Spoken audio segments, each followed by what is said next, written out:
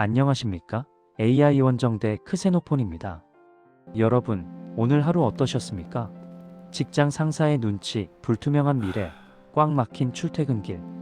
그 전쟁 같은 하루를 마치고 집에 돌아왔을 때 아무런 조건 없이 나를 반겨주는 존재. 바로 우리 집 강아지, 고양이입니다. 그런데 말입니다. 만약 정부가 이 조건 없는 사랑에 가격표를 붙이고 고지서를 날린다면 여러분은 받아들이시겠습니까? 지금 대한민국은 2026년을 기점으로 논의되고 있는 반려동물 보유세로 인해 뜨겁게 달아오르고 있습니다. 정부는 동물 복지를 외치지만 많은 분들은 이것을 내 지갑을 터는 또 다른 세금 폭탄으로 느끼고 계시죠. 오늘 영상은 단순히 세금을 내라 마라 하는 찬반 논쟁이 아닙니다. 저는 오늘 이 문제를 제레미 벤담의 공리주의와 존 롤스의 정의론이라는 사회철학적 안경을 쓰고 분석해 볼 겁니다. 과연 국가가 개인의 외로움을 달래는 행위에 세금을 매기는 것이 정당한지 그 도덕적 딜레마를 파헤쳐 보겠습니다. 더 중요한 것은 그 다음입니다.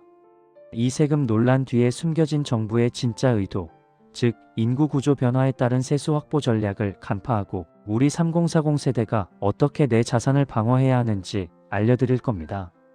특히 영상 후반부에는 세금보다 더 많은 돈을 돌려받을 수 있는 숨은 정부 지원금 찾는 법과 생성형 AI를 활용해 우리 집 가계 경제를 완벽하게 방어하는 구체적인 프롬프트, 즉 명령어까지 공개할 예정입니다. 이 영상을 끝까지 보신다면 여러분은 단순히 화만 내는 납세자가 아니라 정책의 허점을 꿰뚫고 실속을 챙기는 스마트한 시민으로 거듭나게 될 것입니다. 본론으로 들어가기 전에 잠시 구독과 좋아요 부탁드립니다. 영상을 제작하는데 큰 힘이 됩니다. 자, 먼저 이 문제를 철학적으로 뜯어보겠습니다. 혹시 고독세라는 말 들어보셨습니까? 제가 이번 반려동물 보유세 논란을 보며 떠올린 단어입니다. 18세기 철학자 제레미 벤담은 공리주의를 주장했죠. 최대 다수의 최대 행복. 정부의 입장은 아마도 벤담의 계산기를 두드린 결과일 겁니다. 논리는 이렇습니다. 반려동물을 키우는 인구가 늘어나면서 유기견 문제, 소음 문제, 개 물림 사고 등 사회적 비용이 발생한다. 이 비용을 처리하기 위해 세금을 걷는 것이 전체 사회의 행복과 효용을 높이는 길이다. 언뜻 보면 합리적입니다. 원인 제공자에게 비용을 부담시킨다는 수익자 부담 원칙처럼 보이니까요. 하지만 여기서 벤담의 계산기가 놓친 것이 있습니다. 바로 정서적 효용입니다. 현대사회, 특히 1인 가구나 딩크족에게 반려동물은 단순한 애완동물이 아닙니다. 우울증을 예방하고 삶의 의욕을 주며 사회적 고립을 막아주는 정서적 재화입니다. 만약 보유세 도입으로 인해 양육을 포기하는 사람이 늘어나고 그들의 정신건강이 악화된다면 어떻게 될까요? 그로 인한 사회적 비용은 계산에 넣었을까요? 벤담이 살아있다면 이 세금은 고통의 총량을 증가시키므로 공리주의에 위배된다고 말할지도 모릅니다. 여기서 더 강력한 반론은 존 롤스의 정의론에서 나옵니다. 롤스는 무지의 베일이라는 개념을 제시했죠. 내가 부자인지 가난한지, 개를 키우는지 안 키우는지 모르는 상태에서 합의할 수 있는 규칙이 정의롭다는 겁니다. 자, 무지의 베일을 쓰고 생각해 봅시다. 2026년 대한민국 저출산 고령화로 인해 가족 해체가 가속화된 사회입니다. 누군가는 돈이 많아서 100만원 세금을 내도 끄떡없지만 누군가는 하루 벌어 하루 먹고 살면서 유일한 친구인 강아지 한 마리의 의지에 살아갑니다. 이 상황에서 일률적인 보유세 부과는 최소 수혜자에게 가장 큰 타격을 줍니다. 롤스의 정의에 따르면 사회적 약자에게 불리한 제도는 정의롭지 않습니다. 즉, 반려동물 보유세가 소득 수준을 고려하지 않거나 단순히 징벌적으로 부과된다면 그것은 가난한 자의 외로움에 매기는 벌금이 될 수 있다는 것입니다. 이것이 제가 롤스의 입을 빌려 정부에 묻고 싶은 질문입니다. 이 세금은 과연 정의롭습니까? 철학적 분노는 잠시 내려두고 이제 차가운 이성으로 정치경제학적 현실을 직시해 봅시다. 정부는 왜 하필 지금 2026년을 타임라인으로 잡았을까요? 표면적인 이유는 동물 복지 재원 마련입니다. 하지만 행정학적, 재무적 관점에서 보면 다른 그림이 보입니다. 바로 세원의 고갈입니다. 저출산으로 인해 경제활동 인구는 줄어들고 소득세와 법인세 기반은 약해지고 있습니다. 반면 반려동물 시장은 폭발적으로 성장하고 있죠. 정부 입장에서 반려동물 보유 가구는 아주 매력적인 신규 과세 대상입니다. 여기서 작동하는 무서운 행동 경제학 원리가 있습니다.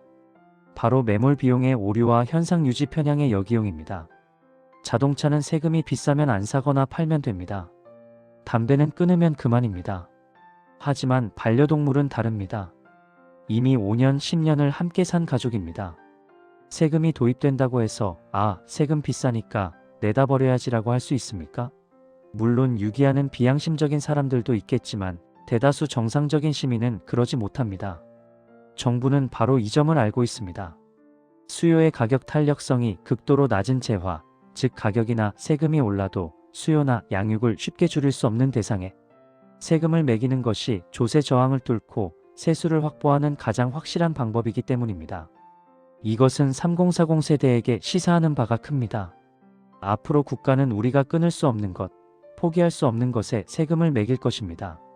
오늘은 반려동물이지만 내일은 싱글세가 될 수도 있고 데이터 사용세가 될 수도 있습니다. 따라서 우리는 감정적으로 대응할 것이 아니라 철저한 자산 방어 전략을 세워야 합니다. 내 월급에서 빠져나가는 고정비에 세금이라는 항목이 추가될 것을 가정하고 가계부의 구조 조정을 지금부터 시작해야 합니다. 이것이 냉혹한 자본주의에서 살아남는 전략적 사고입니다. 자, 여기까지 들으시고 그래서 어쩌라는 거냐, 세금 내고 죽으라는 거냐라고 답답해하실 분들을 위해 지금부터는 돈이 되는 구체적인 해결책을 제시하겠습니다. 정부가 세금을 거두려 한다면 우리는 반대로 정부가 숨겨놓은 지원금을 찾아 먹어야 합니다. 이것이 바로 스마트한 시민의 역습입니다. 많은 분들이 보유세 걱정은 하면서 정작 지금 당장 받을 수 있는 지자체 지원금은 놓치고 있습니다. 예를 들어 서울, 경기도 등 많은 지자체에서 반려동물 의료비 지원 사업, 중성화 수술비 지원, 유기동물 입양비 지원 등을 운영하고 있습니다. 적게는 10만원에서 많게는 50만원까지 지원해줍니다. 문제는 이 정보들이 구청 홈페이지 구석에 숨겨져 있어서 찾기가 힘들다는 겁니다. 여기서 여러분의 비서, 생성형 AI인 챗GPT나 클로드 등을 활용해야 합니다. 제가 지금부터 알려드리는 프롬프트, 즉 명령어를 그대로 복사해서 사용해 보세요. 첫 번째 솔루션은 우리 동네 숨은 반려동물 지원금 찾기입니다. 여러분이 일일이 구청 사이트를 뒤질 필요 없습니다. 챗GPT나 리튼 같은 한국어 AI에게 이렇게 물어보세요. 나는 현재 서울시 강남구에 거주하는 30대 직장인이고 5살 된 반려견을 키우고 있어. 2024년, 2025년 기준으로 우리 지자체인 시와 구에서 제공하는 반려동물 관련 지원금인 의료비, 중성화, 등록비, 입양비 등의 정보를 표로 정리해줘. 특히 신청 기간과 신청 방법, 필요 서류를 구체적으로 알려주고 관련 정보를 확인할 수 있는 공식 웹사이트 링크도 찾아서 알려줘. 이렇게 입력하면 AI가 공무원보다 더 친절하게 리스트를 뽑아줍니다. 의료비 20만원만 지원받아도 웬만한 보유세 몇 년치는 방어할 수 있습니다. 두 번째 솔루션은 팻겔지수 계산 및 가계부 리모델링입니다. 내 자산을 지키는 방어술입니다. 식비가 소득에서 차지하는 비율을 엥겔지수라고 하죠. 저는 팻겔지수를 제안합니다. 내 소득 대비 반려동물 비용이 적정한지 AI에게 진단받으세요. 나는 월 실수령액 350만원인 직장인이야. 현재 반려견 한 마리를 키우는데 사료비, 간식비, 병원비 적금 등으로 월 30만원을 쓰고 있어. 여기에 2026년부터 연간 10만원 정도의 보유세가 추가된다고 가정해보자. 첫째, 나의 현재 팻겔지수인 소득 대비 양육비 비중을 계산해줘. 둘째, 행동경제학적 관점에서 내 지출을 줄일 수 있는 넛지 전략을 3가지 제안해줘. 예를 들어 구독형 사료 서비스 비교나 불필요한 간식 줄이기 등을 포함해서 말이야. 셋째, 향후 5년간 예상되는 총비용을 인플레이션을 감안해 시뮬레이션해줘. 이 프롬프트를 사용하면 AI가 여러분의 재무 상태를 냉정하게 분석해줍니다. 간식비를 10%만 줄여도 보유세는 충분히 커버된다는 식의 구체적인 대안을 얻을 수 있죠. 세 번째 솔루션은 논리적인 민원 제기 및 정책 제안입니다. 불만만 갖지 말고 행동하는 시민이 되기 위한 방법입니다. 국민신문고나 지역의원에게 의견을 보낼 때도 AI를 쓰세요. 감정에 호소하는 글은 무시당하기 쉽지만 논리적인 글은 힘이 있습니다. 나는 반려동물 보유세 도입에 대해 우려하는 시민이야. 단순히 반대하는 것이 아니라 존 롤스의 정의론에 입각하여 이 세금이 저소득층, 독거가구에게 역진적인 부담이 될 수 있음을 논리적으로 지적하는 천자분량의 탄원서를 작성해줘. 어조는 정중하지만 단호하게, 그리고 대안으로 세금 감면 구간 신설이나 바우처 제도를 제안하는 내용을 포함해줘. 이렇게 작성된 글을 복사해서 지역구 국회의원 블로그나 국민신문고에 올리십시오. 이것이 민주주의 사회에서 여러분의 권리를 지키는 가장 우아하고 강력한 방법입니다. 오늘 우리는 2026년 반려동물 보유세 이슈를 통해 벤담과 롤스의 철학적 논쟁부터 내 지갑을 지키는 AI 활용법까지 숨가쁘게 달려왔습니다. 정리하겠습니다. 첫째, 반려동물 보유세는 단순한 세금이 아니라 우리 사회가 정서적 가치를 어떻게 바라보는지에 대한 철학적 질문이자 국가 재정 위기의 신호탄입니다. 둘째, 정부의 정책에 감정적으로만 휘둘리지 마십시오. 그들이 매몰 비용을 노린다면 우리는 합리적 선택으로 대응해야 합니다. 셋째, AI라는 강력한 무기를 활용해 지금 당장 받을 수 있는 지원금을 챙기고 가계 재무 구조를 단단하게 만드십시오. 그리고 논리적인 목소리를 내십시오. 세금은 피할 수 없을지도 모릅니다. 하지만 준비된 자에게 세금은 관리 가능한 비용일 뿐이지만 준비되지 않은 자에게는 삶을 무너뜨리는 재난이 됩니다. 여러분은 어느 쪽을 선택하시겠습니까?